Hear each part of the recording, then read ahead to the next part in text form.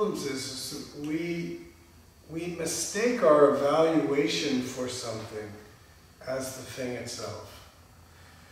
So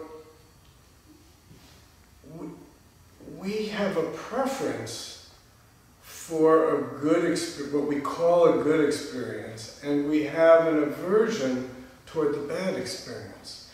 So we evaluate things in terms of how that is. But it seems to me, looking at my life over the course of it, my judgments of a good experience or a bad experience are often quite off. What I think is a bad experience, looking back, I can see that actually it was very powerful and meaningful and important. I may not have liked it, and I may have at the time wanted it to be different. But that, going from what Chris said about the point of practicing is understanding ourselves. And I think he may have said it, he may not. And the second half of that is using that to help the world, to participate, to engage. And in Zen we'll sometimes say to give it away. Not to take merit for myself, but whatever the fruits of my labor is, I'm offering that as an offering to the world. So we get lost when we just go after what we like and we stay away from that which we don't like. Because actually that ends up cheating ourselves out of probably the richest and most important aspects of life.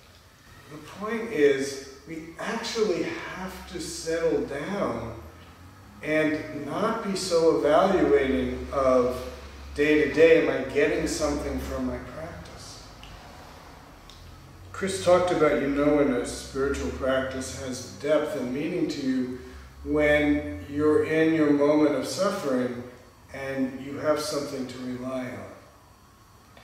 You don't have that unless you're doing it consistently. Good situation, bad situation, when you're happy, when you're sad. If you can settle into a practice of just doing it, then you have something to rely on. But if you're only grabbing it when you feel like you need it, you're not getting anywhere. Then you're using it like a life raft. And what happens is you toss it away when your life is saved again. And then you don't have it to fall back on, so you gotta find it again the next time you need it. It doesn't work that way. Practice is a moment to moment, raising the question, what am I? And our practice is not just what we're doing in this room. This room is a support. When Chris says, I don't think about that question, what am I, very much, that's where the problem is with practice. Not so much whether you're in this room or you're not in this room. If you really want to practice, we have to engage with our life and use our life to discover who we are and what is the truth of this world. And what we need is this very basic letting go of what we know, or we believe we know, so that we can actually be present with what is in the moment. It's very difficult. So we have to practice moment to moment to moment.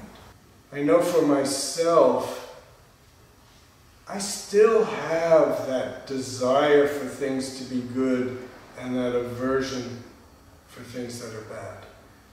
But underneath that, there's a deeper wisdom that I don't know what good and bad is, and that all of it provides a richness of experience that helps me perceive my own nature better and allows me more ability to help this world.